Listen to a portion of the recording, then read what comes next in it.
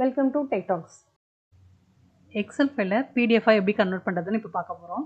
அதுக்கு நிறைய மெத்தட்ஸ் இருக்குது. ஃபஸ்ட்டு மெத்தட் என்னென்னா, ஃபைலில் போயிட்டு சேவர்ஸ் கொடுத்தீங்கன்னா இந்த இடத்துல போய் எக்ஸல்எஸ் இருக்கு இல்லையா, இதை போய் கிளிக் பண்ணிவிட்டு பிடிஎஃப்னு கொடுத்தீங்கன்னா சேவ் ஆகும். இது ஒரு ஃபஸ்ட்டு மெத்தட். இதில் பார்த்துருங்க, இப்போ இந்த இடத்துல போய் க்ரியேட் ஆகிடுச்சு. ஆட்டோமேட்டிக்காக இந்த ஃபைல் எங்கே இருக்கோ அதே இடத்துல போயிட்டு ஒரு பிடிஎஃப் ஃபைல் க்ரியேட் ஆகிடுச்சு.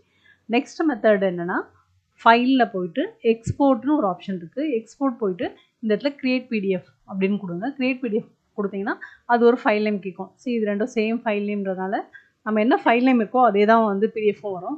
ஸோ நான் இப்போ ஒரு ஐஃபன் போட்டு ஒரு 1 போட்டுடுறேன்.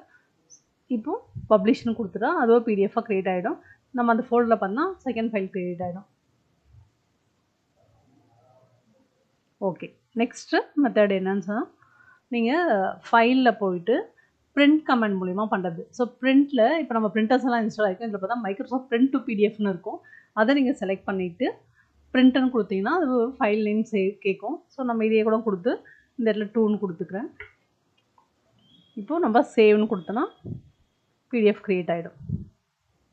ஸோ பாருங்கள், 3 ஃபைல்ஸும் க்ரியேட் ஆகிடுச்சு. ஸோ 3 மெத்தட்ஸும் நம்ம பிடிஎஃப் க்ரியேட் பண்ணலாம். தேங்க்யூ.